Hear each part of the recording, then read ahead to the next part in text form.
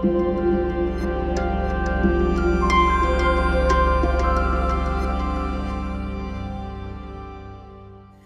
I'm Richard Adleta. I'm the CTO at Splinterlands. Today, this is kind of a fireside chat talking about Splinterlands economy and game. Hoping to share with you guys what we're doing.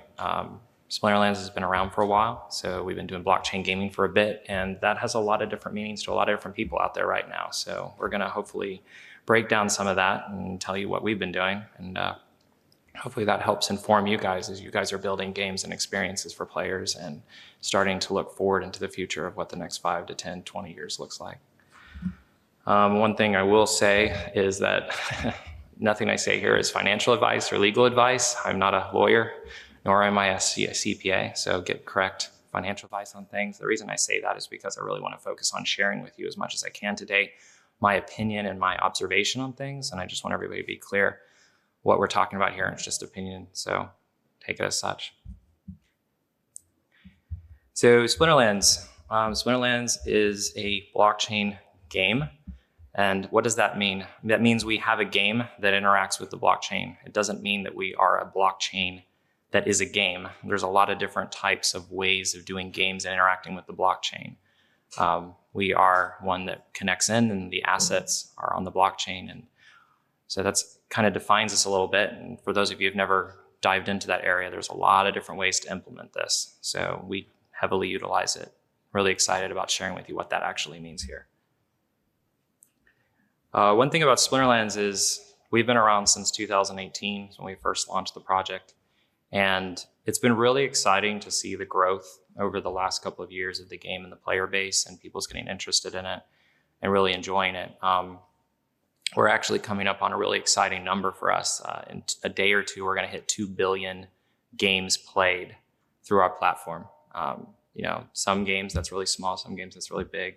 For us, it's just really exciting number. Doesn't mean anything other than actually have a lot of engaged players that are really enjoying the experience and a growing community. So for us, it's really exciting to celebrate something like that as a metric, a milestone that we can look to and be really excited about. I'm also not trying to sell you guys that we know everything. I think the one thing is if anyone gets up on stage right now and tells you blockchain gaming and they know everything, I'll tell you they don't. I say we're all figuring it out right now. We just have happened to be doing it for a while. So just hopefully this whole talk will share with you some of the things we've learned along the way. We have been in the top 3 of DApp, decentralized applications, for a while, like one of the top games out there. So daily active users and experiences. So just mention that to you guys. It is something cool. It does get us in the news every now and then, but at the end of the day, it's really about the experience that we give our players and the community that we're growing. So it's really where our focus is, but just it's really exciting to be up there and in the headlines. And so there's a lot of projects in blockchain right now. Everybody's rushing. I liken it to the Wild West. There's gold in them hills, and everybody's rushing to the west. And there's the robbers out there. There's definitely a lot of places that there's unethical things done under the name of blockchain. And but I will tell you, there's a lot of good people out there too doing really cool projects that are really pushing tech forward. So we hope we are one of those that are really trying to do something really interesting in the space and try to really push gaming forward. So it's really exciting to talk to. Some of this, most of you guys know, some of you don't. So I'm just going to talk to this real briefly. The evolution of gaming over the last 30 years since I've been playing games has been, you started out where we pay to play, where we walk into the GameStop or Electronic Arts stores, if you guys remember those old days, and you paid $60 or $50, whatever it used to be, walk out with your game, and that was it. So the end of your transaction with the company, they either made it or they didn't based on their sales. Then about 20 years ago, we started introducing free to play. We realized that the barrier to entry to getting games was not something that could get everybody in. We realized that if you got people in the door, that then there is a lot more money to be made if we sell them on cosmetics, DLC, expansions once you get them into the product. So that's been the last 20 years. Everybody knows that. What's really interesting is just the amount of revenue made from free to play now. If you really look at it, it's one of the largest numbers in the industry, and it's fueling a lot of gaming, which, hey, I'm all about gaming. Anything that can do to feed good gaming is a thing that I'm on board with. So I'm really excited to see how it's funded a lot of great games that are out there.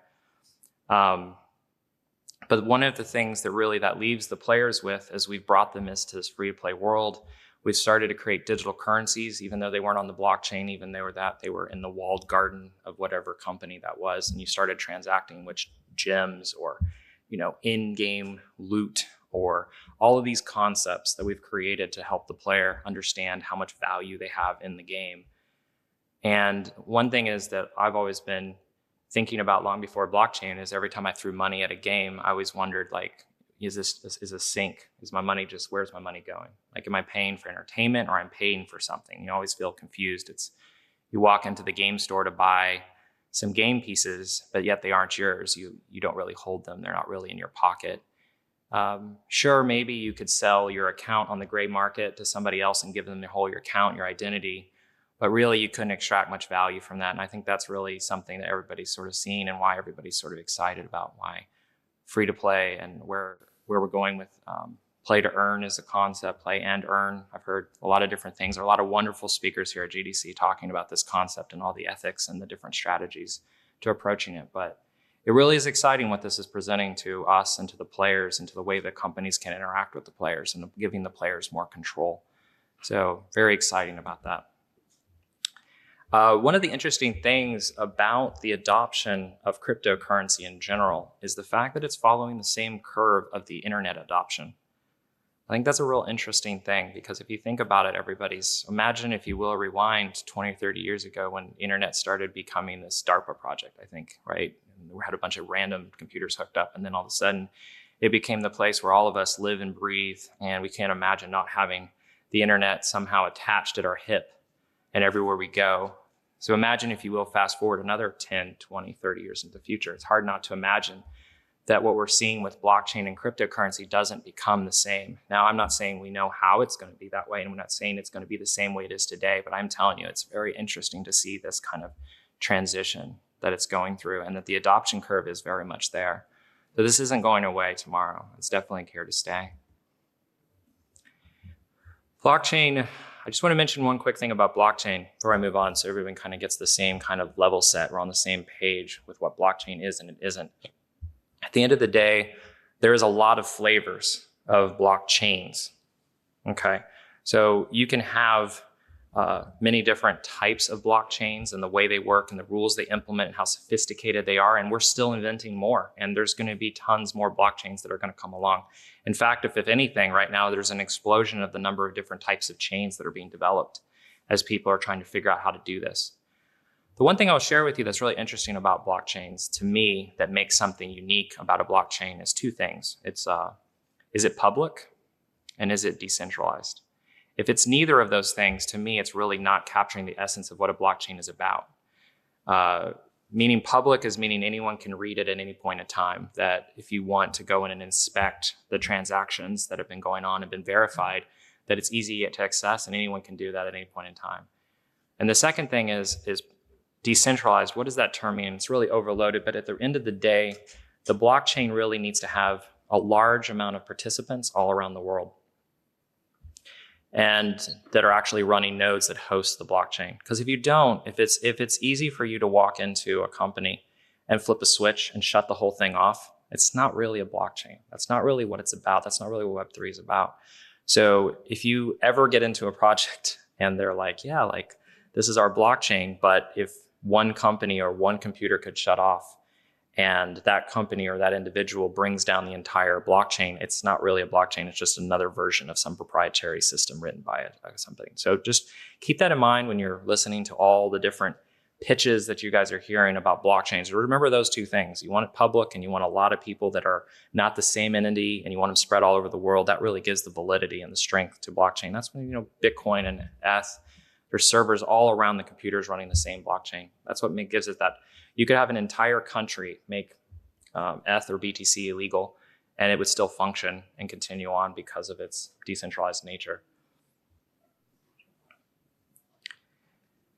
A little bit interesting stats here.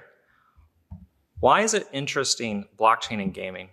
It's because of all millennials, 5% hold cryptocurrency. Of the 5% that hold cryptocurrency, 55% are gamers or say they game. I think that's really interesting. I think the reason that's interesting is back to what I said earlier, is that in fact, our industry, the gaming industry, has been conditioning gamers to accept digital currency as a medium of exchange of value for a long time. So it's really not that surprising that we see these kind of numbers, that who are the first leaders into blockchain and cryptocurrency as gamers. And that's what I think it's interesting. It's such a wonderful way to introduce people to a very complicated prospect is gaming. Gaming has so many uses for education, for entertainment. And so it is kind of doing both in a lot of ways. This is both education and entertainment all at once. And that's one of the challenges we at Splinterlands are facing every day when we're working on our game platform, is that it's not only trying to teach people about the game that we've created, but also about cryptocurrency in general and blockchain concepts. So it really doubles down on what you have to do to take care of your players and your community and help them feel comfortable in that ecosystem. So getting fast forward, and like I said, like I've heard a lot of different ways that people call this play to earn, play and earn. You know, we're still kind of trying to, the whole industry is still debating exactly the right way to market this so it doesn't sound sleazy. And really, a lot of concepts out there, there are ones out there that are not great. But at the end of the day, if you really look at this, you look at the whole play to earn concept, it's really had a huge explosion last year and really took off. And these are some of the stats published out there. And you can see that we really came out of nowhere last year and became one of the top. There's quite a few others that are actually doing quite well as well.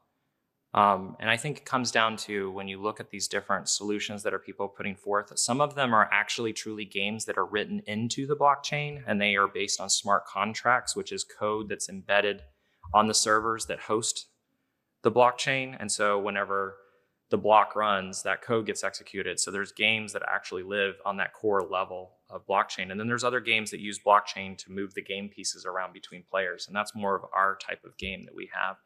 And we're really excited about that.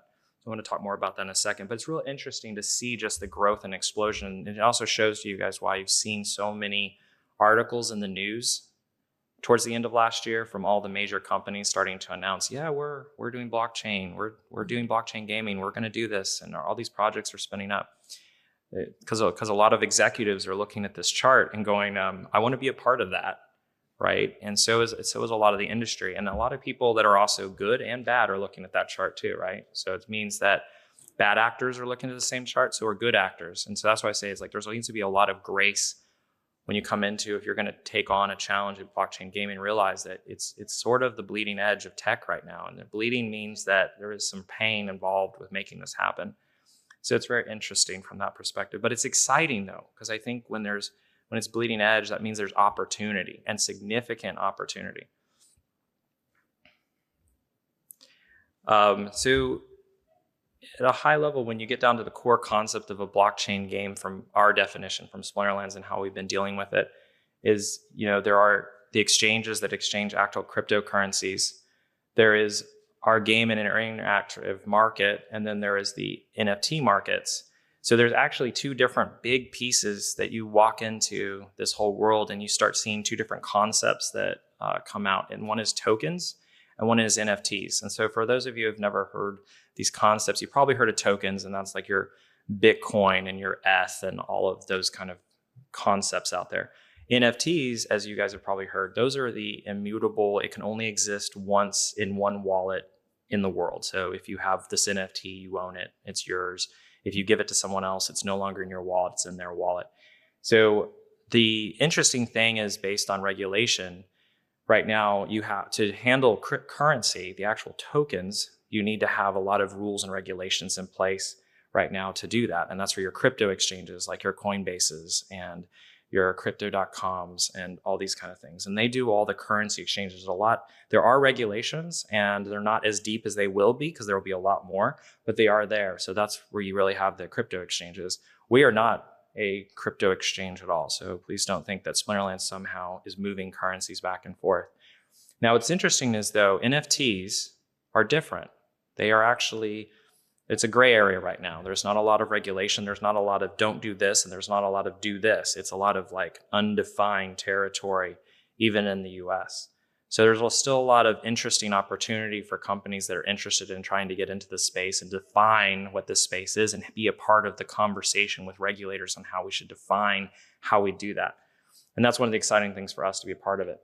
But it's very different. So we do have NFT marketplace on our site. And actually, more than that, we actually have community marketplaces that transact the actual NFTs. But the actual currencies themselves are handled by actual exchanges. They are not done on our platform. It's one of those things where when you get into this space, you have to start deciding how you're going to build and what pieces are going to be on your platform and what aren't.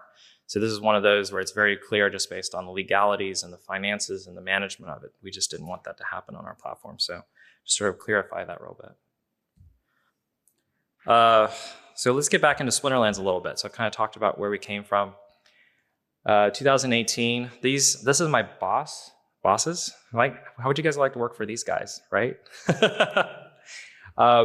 We have a thing, and you guys saw my picture. We have a thing with all the team members that we have. We're doing card art because we're a collectible card art game. So all of our team members are actually doing card art, and I'll show some of that off later to you. But it's a really cool, fun little perk of working at our company is everybody's going to have these cool cards. And if you're interested in getting one, we'll be over at 318 afterwards talking to you people. Afterwards, you can come stop by and I'll drop you a card.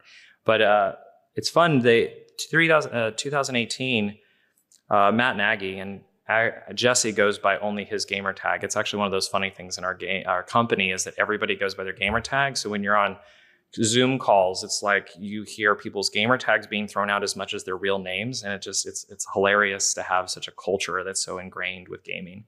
But anyway, they sat down in 2018 and they said, "Hey, here is blockchain and here is NFTs, and it's starting to become a thing. Why don't we make a collectible card game?" That was basically they said that. Why don't we do this? And they said, why not us? There wasn't really a lot back then, and they're like, let's do this. So they started working on that project 3 years ago. And that spawned into what Splinterlands is today. Now, what is Splinterlands? Let's talk about that. Remember I was telling you about tokens and NFTs? So Splinterlands is made up of 3 different major types of tokens right now. And we also have a lot of different NFTs involved in our ecosystem. Oh, this is the fun part because you get kind of, when you go down into the rabbit hole of Splinterlands, this is where the meat is, right? So one thing that we have basically a token that's used for in-game currency that's exchanged. Now, remember, it's not being exchanged in our platform. We use third-party integrations to exchange those kind of transactions. We have a governance token, which we released in the fall, and that token is being used as we move towards a DAO, and I'll talk about that in a little bit.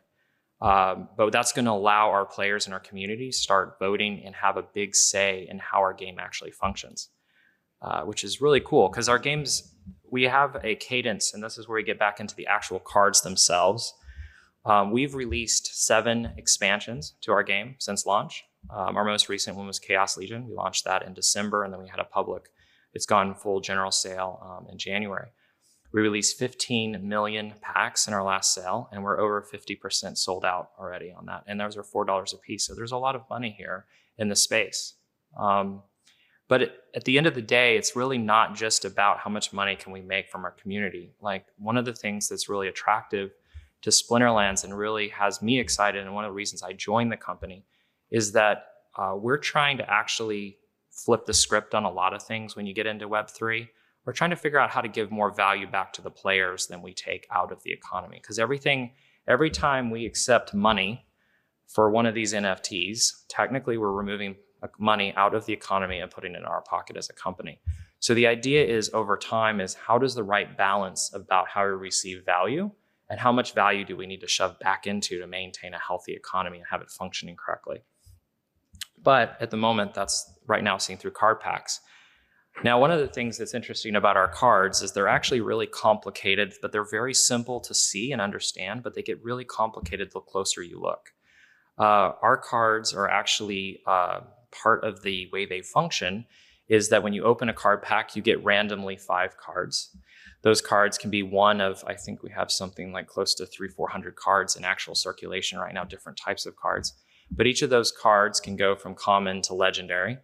And each one of those cards that you get starts at level 1. And you can, for a common card specifically, if you want to level that up to the max level, which unlocks every level you level it up, it unlocks more abilities for the card. So on its face, like Magic the Gathering, where you have a card and it has its stats, our cards actually have stats, and then they have more stats, and they get cooler, and they bigger and badder, and they work better, and they do a lot of cool things. But what's interesting about that from an economy perspective, and I think this is one of those things where I get geeked out working on the platform, is that our cards can do something Magic the Gathering can't. Our cards actually, when they're combined, they burn the other cards. So it's an interesting economy thing, right? So when you combine the cards to level them up, a common card you need 400 cards to create the max level of a common. So what are you doing in that? When we say we're burning in an economy, we're saying we're giving you a sink for the cards that you're getting. So in essence, we're shrinking the economy as people level up cards. So what's interesting, it happens over time, is that you start seeing value go up on cards because cards become more scarce. And that's how, like, over time, from an economy perspective, you're balancing the supply and the demand. We're providing cards, but then they're being burned and they're being reduced to these higher level cards.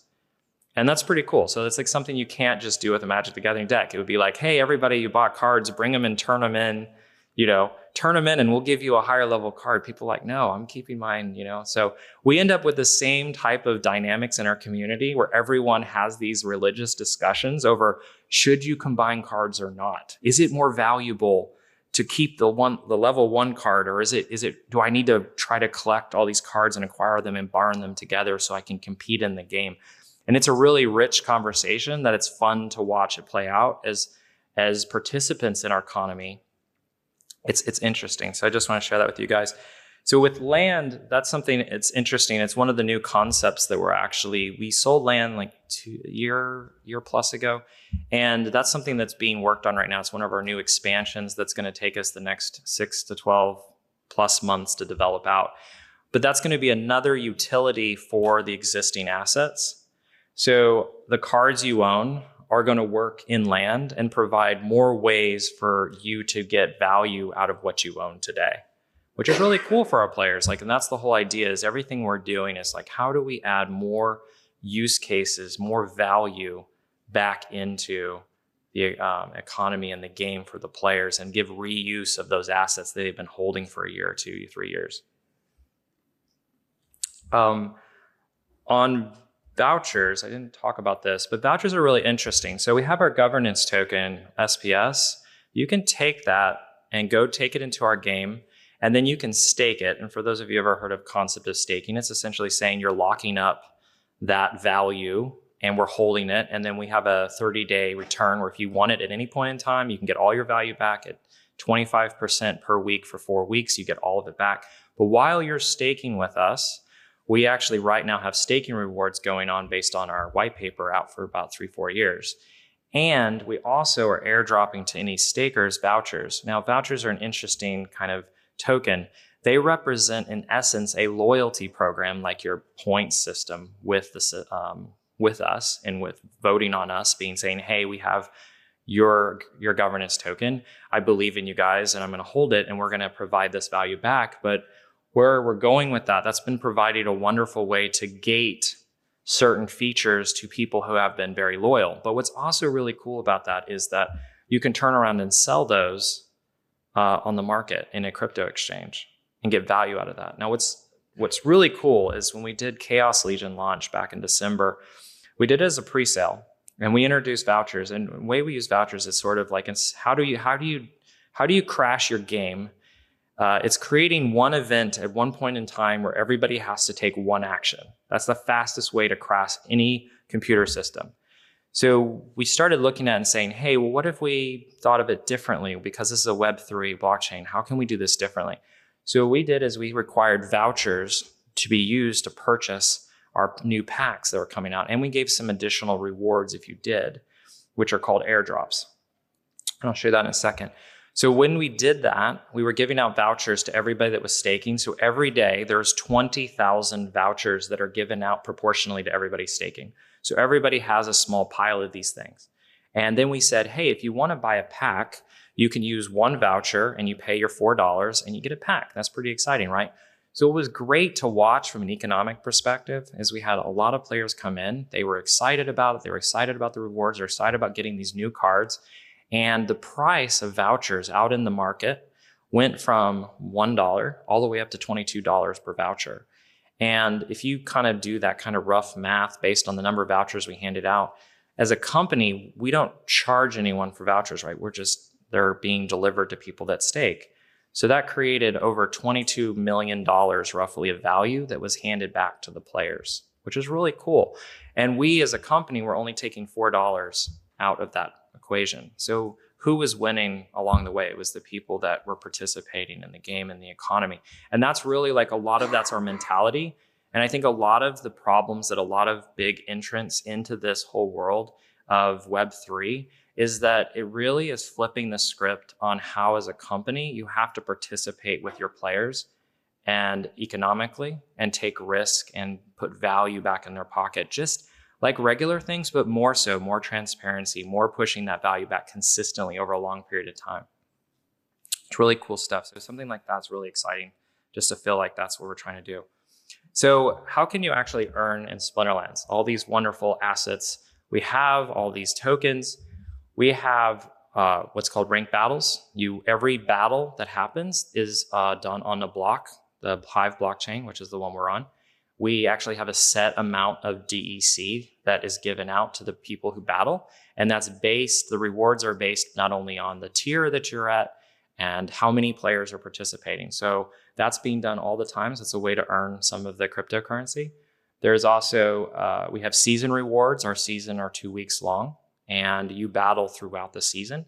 And then at the end, we provide a whole bunch of what we have chess. I mean, everybody's familiar with chess. We give chess, and those chess randomly have rewards inside them, anything from DEC to potions or packs you can actually get back. So it's a pretty cool exciting way to do it. We also have tournaments. We've actually funded a lot of tournaments. The community has funded a lot of tournaments. There's been several $1 million worth of tournaments that have been run and been given out in the game. So that's a pretty exciting way to have money flowing back into the community, have like a vital ecosystem. Another concept is we've had a lot of guilds. And so as you can imagine, in an economy where cards and assets cost something, that there's going to be people that are going to come in that just don't have the money to participate at the level they would like to. And it's the same problem with any game you play that has any kind of barrier. And to try to, I think not only, it's amazing how an open economy starts to solve these problems. One of them has been that a lot of the big guilds will come in and buy up assets and invest in the assets and then get scholars to play in the game and actually participate. So as a scholar, you can apply to a guild, you can come play on their behalf, and you can earn a portion of the rewards that they earn. And that's really cool because that means that there's a lot of people out there that don't want to put money into the game, but they want to participate in entertainment. They want to participate in competitiveness of it. Gives them that open way to come into our ecosystem and do it. Now, there's so many things, and this is I always tell people, it's always funny when you start talking about this game because I'm not going to have enough time to tell you everything. I'm just going to tell you that it's a really complicated thing that we have built, but it's also part of the fun of Splinterlands is that you come in for the card game, most players do, and then they realize that behind the card game, there's this very rich and very deep and complicated economy simulation that's running. And it's not running just on fake gems, it's running on real cryptocurrency, real value. And so a lot of the players and some of a lot of people, as they begin to realize this, they begin to then you have all these discussions. What's the right way to build your deck? And that it just emergent types of strategies on do I buy this card or do I do this or do I do this? And one of the ways we've kind of added to the mix, which is another wonderful way to allow a lot of people in without them having to put out a lot of money, is our rental card system that we have. Very few people realize this, but it's probably one of the most unique things that I think is really cool to tell people is that you can come in and we charge $10 for our spellbook. And actually a lot of people don't know this, but spellbook, when you come into our game, and I actually have our slides somewhere in here, I'll talk about this, but when you come into our game, it's only $10 to get in and start playing the game. But you can actually use a very small amount of money and get some of the best cards in the game to play for a whole day. So rental system is very vibrant, and it's a way you can do it. But guess what? Who's winning on the rental? It's other players. Other players are renting out in the market to other players. So it's not us, like we're not taking all that value there. It's going back between players. So we're creating this economy where there's a push and pull between players and between how like, hey, now I've got this really cool rare card. Well, what do you want to do with it? Well, maybe you don't want to battle this week. Well, okay, well, why don't you play the economic simulation and try renting that card out to another player and let them play with it, but then you get a little bit of money in return. And it's as cheap to rent, like, so for our seasons, 2 weeks, it's as cheap to build some of the lower level decks for only a couple dollars a day, or even less, because the rentals are so cheap. So it's a cool way of bringing the bar down for entrance into the game and to participate. And by no means do we say we have everything perfect and figured out, but it's exciting to try to have all these combinations of things in this market. So what are the rewards for participating? So we actually have 3 ways. One is incoming and another 2. These are kind of things, if you guys have watched any of the other DeFi projects, you probably hear it.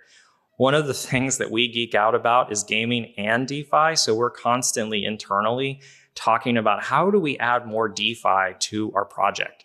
And then our goal isn't like, how are we trying to get money from anybody? How do we push the boundaries on the technology, the concepts, and what can we do to push this? And that's where we're sort of talking about nodes, and I'll kind of talk about that in a second. But I just want to say, like, you can stake, and we talked about that before. You can stake your SPS. Right now, not only do you get staking rewards, but any assets in our game for the next 3 months, there's actually an airdrop to every single player once a day.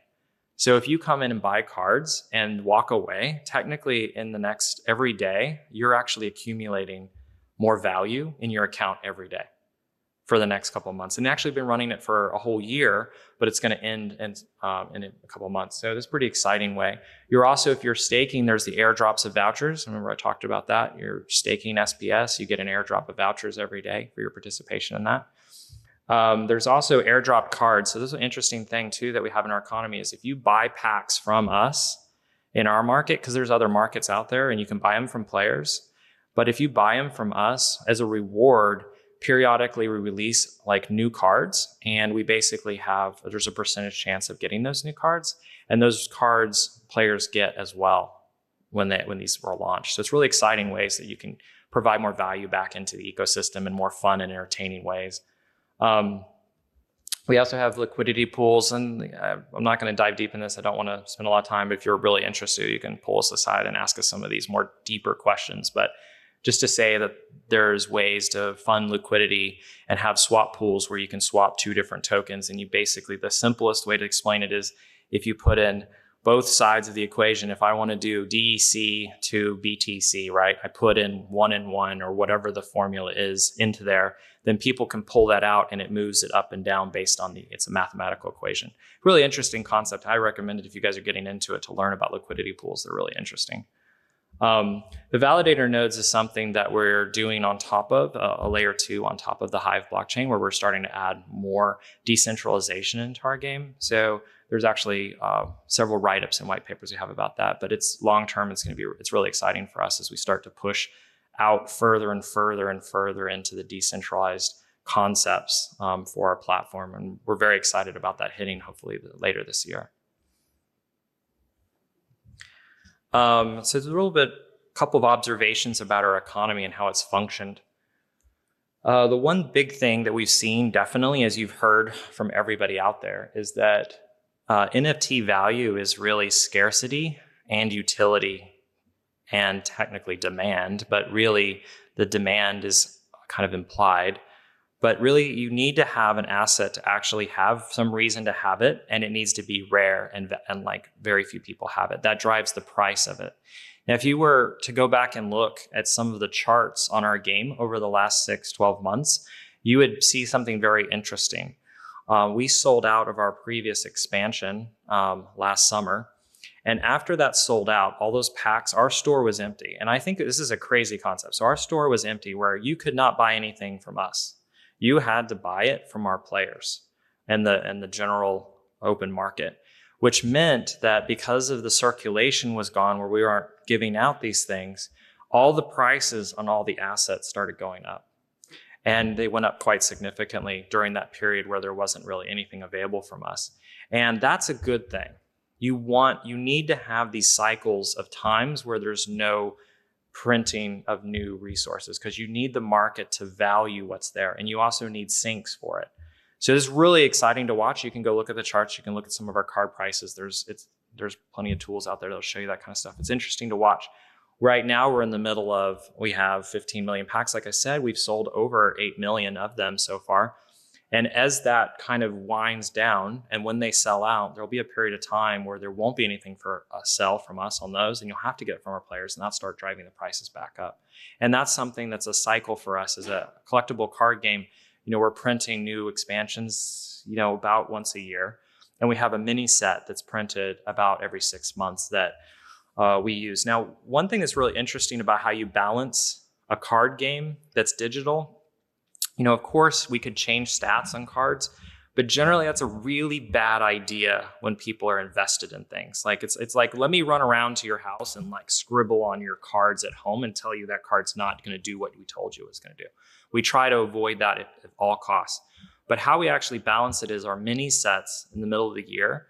We actually put cards into the play that help counterbalance the existing cards, the ones that are OP. So that's how we try to do it, is to be additive to the economy as much as we can and not try to change things. We try to let them be immutable and be unchanging. And then we try to add new things that help counter those old things.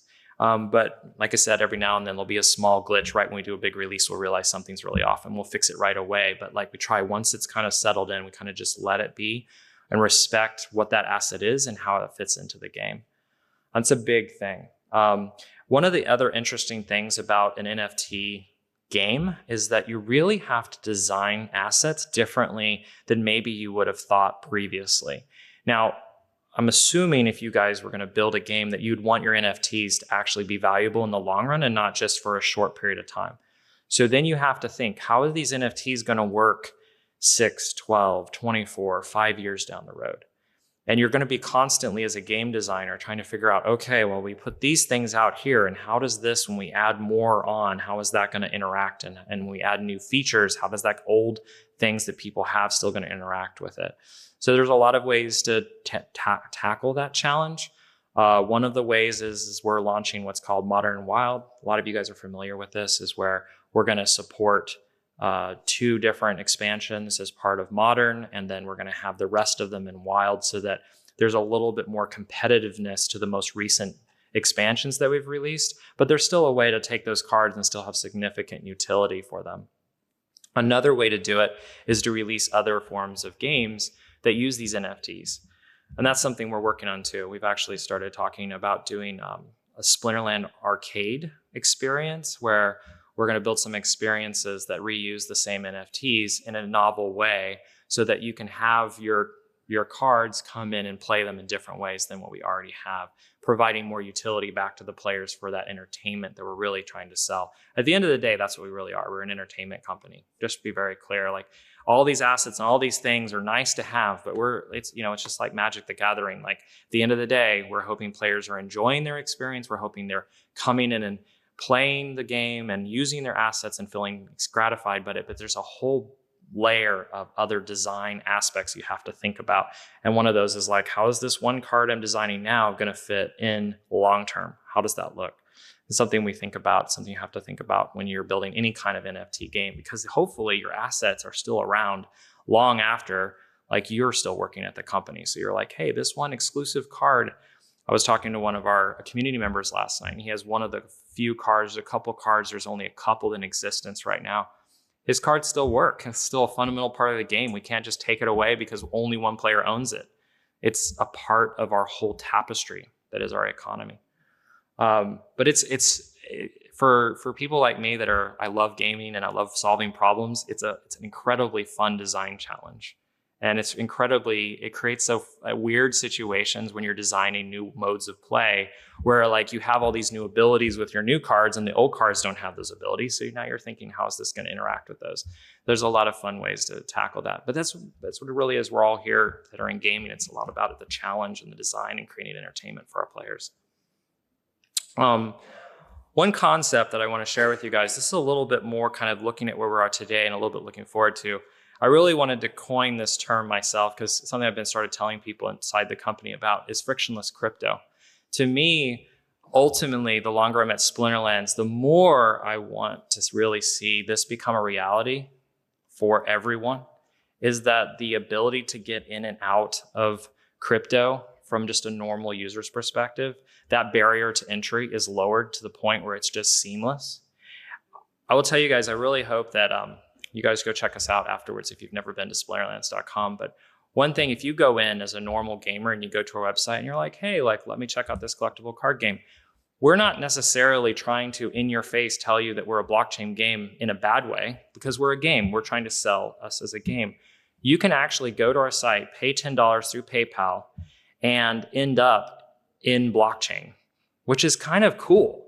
Like how many websites, if those of you guys have ever done crypto, know how hard it is to even figure out how to do crypto? You're like, hey, how many of you guys have talked to your friends like, hey, how do I buy some crypto? And they're like, well, you have to go, you need a driver's license, you need your KYC, you need to give up your dog's date of birth and all this other stuff, right, to get into it. What's great is that coming into our game and getting that spell book and start being able to play, when you pay for your spell book, you actually get a real wallet on the Hive blockchain with your name. And so it's like a subtle way where friction has been reduced to the level through gaming. It gets people in and all of a sudden they have this ability to obtain assets and use them. And I think that's really cool. And I'm really excited to see where that's going to go in the future. And I'll even say like what we're doing today compared to what we're looking forward to doing in the next couple of years is really help elevate the whole industry. And that's where we're all going. Everyone's trying to figure out, how do we make this easier on the player to get in? How do we make this easier on anyone getting into crypto so it's not as complicated and technical and I have to remember all these things? And there's quite a few subtle projects that we're working on right now internally that how do we make this even easier? So like one is just onboarding. That's one of the problems when you talk about frictionless crypto. Another problem is your key management is another problem. And there's many wonderful apps out there that are trying to tackle that problem. One of the things that I really like for us Splinterlands, and we've been talking about how do we do this over the next couple of years, is we really want to figure out how to do key management to the point where users, it feels so comfortable to them and the experience is just like using their mobile phone.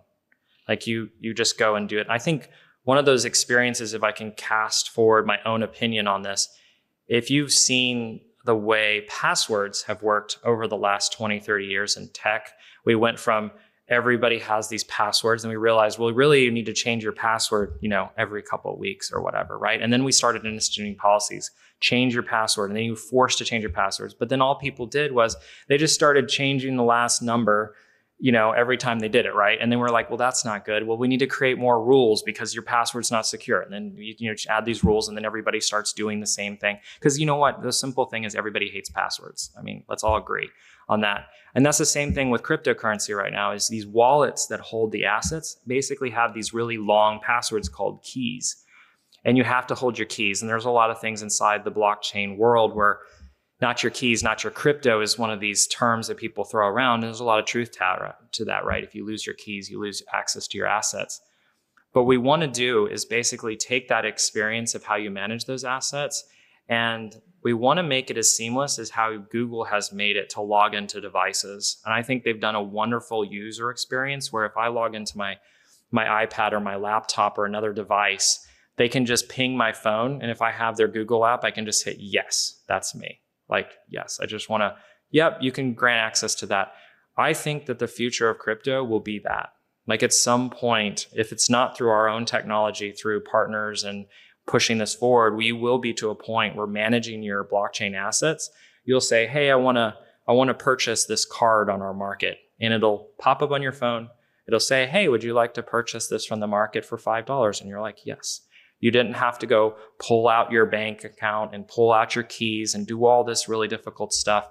It's really just that simple, where the player's experience is just seamless and the ownership is seamless. And that's one thing that I'm really excited to push forward in Splinterlands. It's one of the things that gets me all geeked out about working here, is that our company is just about how do we push these boundaries as much as we can to make this a more inviting experience for our players and for the community as a whole.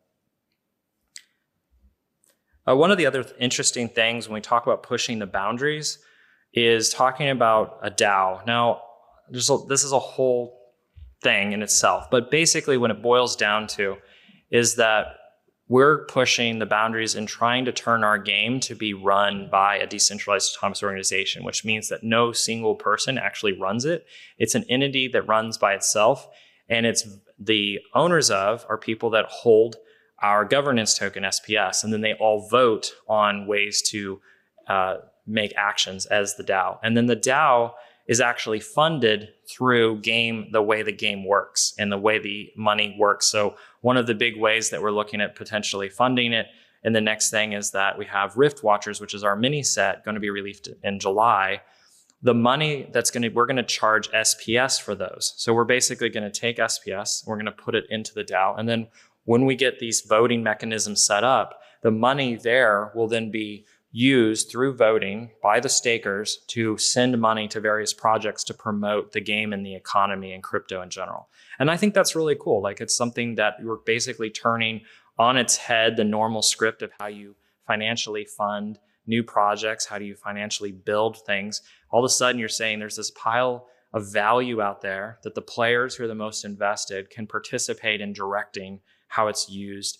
And that, maybe eventually one day it might be as interesting as the DAO is actually funding us, the company, to help continue building the game. That's one of our dreams, is we could make this DAO actually fund Splinterlands. And if they're like, hey, the players want us to create a new expansion, they vote on it, and then we receive funds from the DAO, and then we go off and build it. So I think there's some wonderful, cool Web3 things you can do that are just cool for us that geek out about this blockchain and gaming concept that we're really looking to do. So and also when you think about a collectible card game, what a better way than having your players vote on big changes. I think about let's say we're going to change one of the stats in the game to be something different. Why not let it be up to the players to decide whether that's a good move or not? Now, there's a lot of challenges with DAOs. Not going to say it's a whole conversation, but it is something that's coming, and it's something that's really cool. And we're excited to have more player participation in the development of the game. And we see DAO as one of those ways to really draw them into it. I talked a little bit about this. I'm just going to mention this again a little bit, but there is a lot of economies around guilds and how they interacted with each other and how they help promote. As you guys all know, in normal gaming, guilds are some of the best ways to have an established organizations that are separate than the gaming company to educate and onboard players. No different in Splinterlands. Guilds are a big deal. And we see guilds as one of the greatest ways that we can grow, because these are other organizations that come alongside us, whether they're a 5-man guild or if they're a 100,000 person guild. Those are the best ways to help bring more people in and get them educated. And what not a better way to do that, but in blockchain, where not only are you trying to train people on how to manage security, blockchain assets, you're trying to teach them the game, all these pieces. Guilds are a huge part of that, and we want to partner with them as much as we can to help us grow the whole economy. Speaking of the community, this is one of the side effects that we've seen with our game, is that we have had a very open-ended API into our platform, which has let a lot of really interesting, unique partnerships with outside third parties. In fact, these are just 3 of the third-party markets that exchange our assets that have been developed by community members and other organizations. That they right there, those guys, these are all things that Splinterlands does not control with, but we partner with to help sell. We have our own market, but we're just as happy for them to exist. And the reason that it's exciting to have these additional pieces out there, the broader the game is, the more decentralized the game is, the more spread it is, the more engaged it is with your community, the more it lifts everyone up. And that's really exciting. It's been wonderful working with them and developing up those things. Some of them and you kind of ask me like, well, how do they fund and how they do it? Well, our market, there's a market fee that's charged when you exchange in the market. And any one of these markets that actually do the transaction, they earn that fee, not us. So it's a way that there is some funds from the community going back to these platforms to help them exist, fund, and grow. And it's really exciting to see those partnerships thrive. We also have tools. There's a lot of tools, just like any other game. You have your modders in traditional games. These are no different with our platform. There are a lot of tools out there that exist. We're really excited. They provide a lot of really useful analytics and useful ways to look into the game. So real quick, I'm just going to kind of glaze over this, but this is kind of a lot of the interesting things that, so we have this huge economy, we have all these assets, we have all these partnerships, we have this community. Now we're starting to get into these things. We're starting to go a little tiptoe into the mainstream and trying to get more people to come in and say, hey, we have a cool system built up here. Why not come and play?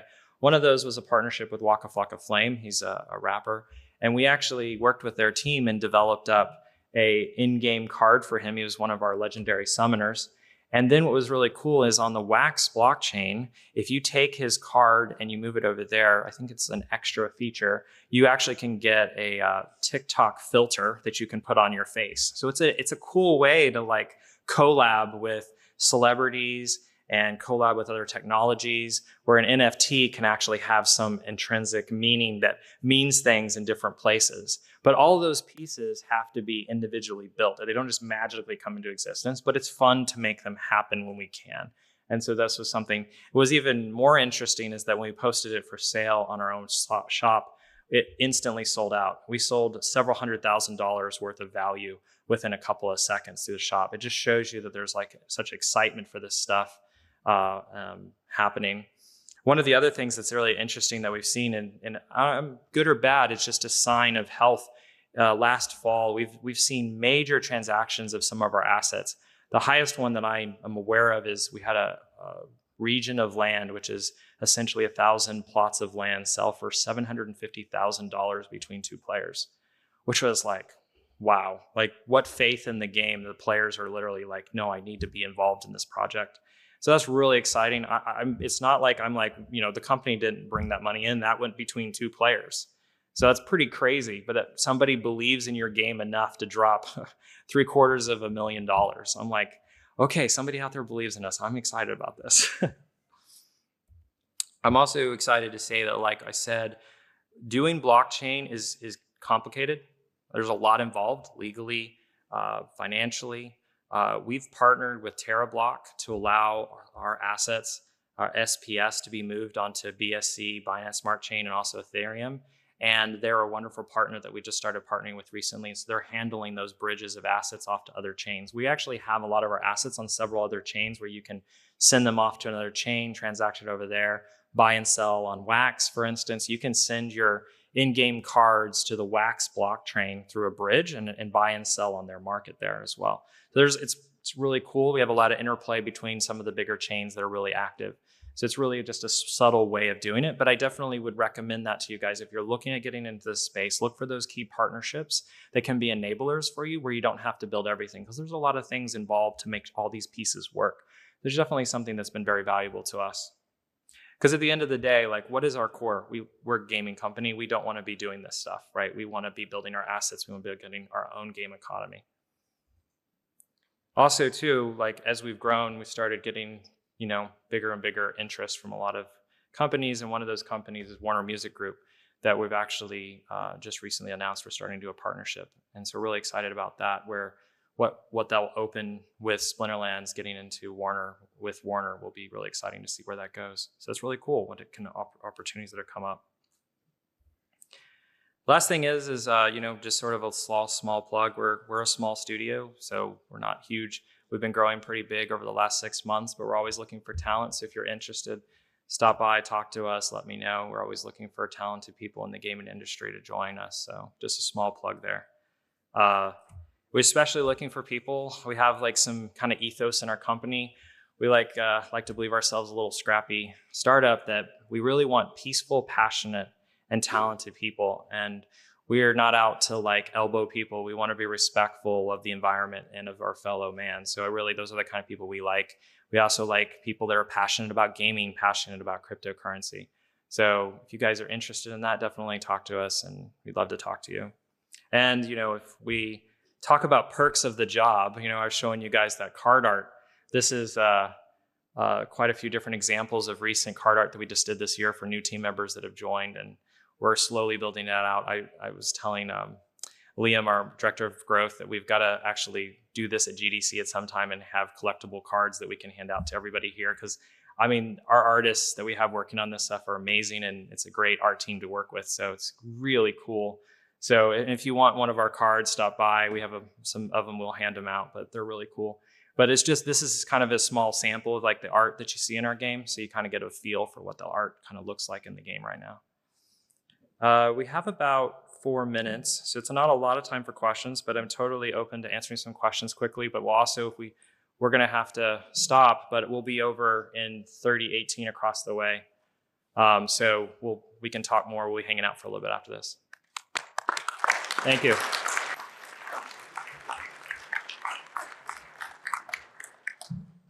Hello. Were you still having stacking if your game is already launched? Is stacking a tool to sustain the price of the tokens, or is it a game mechanic?